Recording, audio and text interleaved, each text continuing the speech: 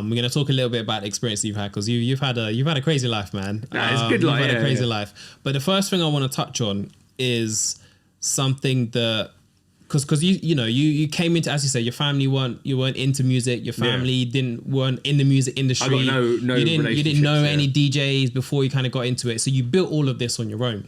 And you mentioned it earlier, like one of the most key pieces to that is around network, right?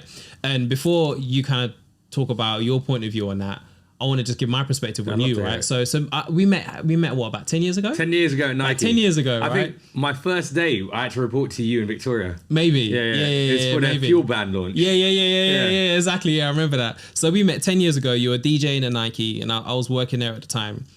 And obviously during that time, we kept in contact. We spoke quite a lot. But then, I moved over to Amsterdam, and then I don't think are you still DJing there now? Or? No, I've let you. Obviously, I'm wearing Adidas, but I work for Adidas now. Okay, so you're DJing. Okay. My impression of you're always so busy. Like even to get like 20 seconds from this guy, it was like you're busy. It's switched now. No, not even. I've always got time for you, bro. And I think you would have, if I was serious and like, but you would have had time for me. 100%. Yeah. And that would be the same for everyone. But I think the point around you is, yes, you're a sick DJ.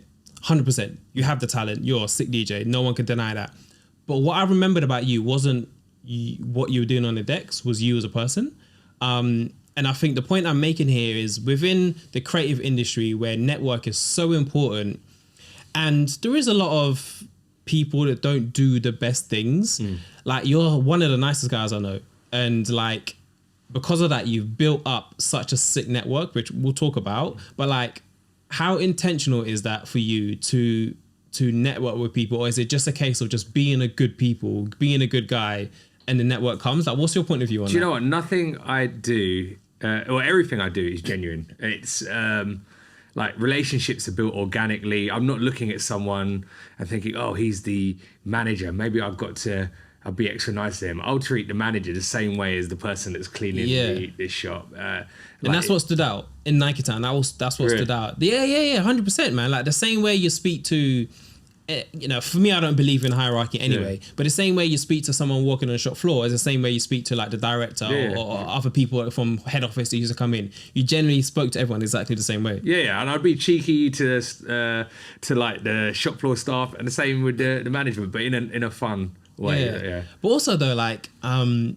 regards to that, I think sometimes, actually a lot of the time, when young people are building their career, whether it's through freelance or working for companies, when they're speaking to like directors or people that are like up there, they do change, right?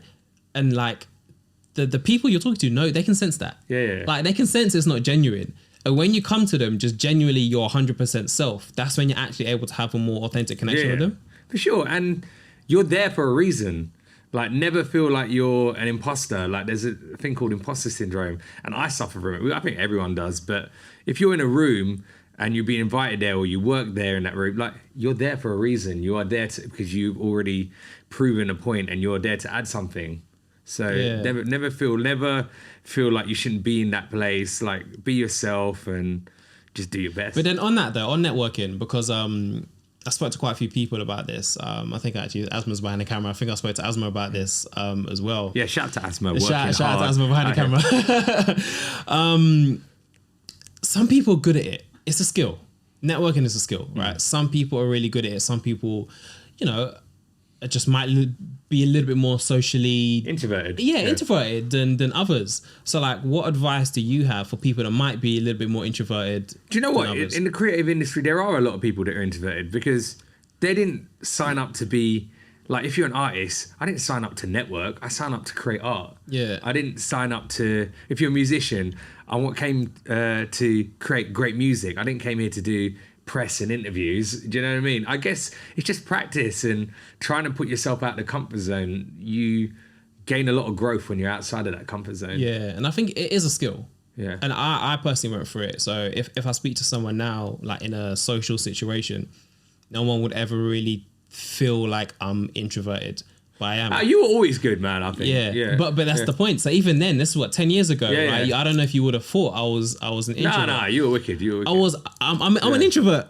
Like, you came across as like a leader in terms of our team, and like I genuinely did think that. Would never have thought you're introverted. Yeah, I appreciate that. So maybe they should be getting advice from you on that one. Maybe, maybe. But I think the point for me, or what I did anyway, is it's just it's same with anything. The more you do it, the more comfortable you feel. For sure. And it's like, yes, that those first early few times, it's difficult to like put yourself out there, but the more you do it, the better you become.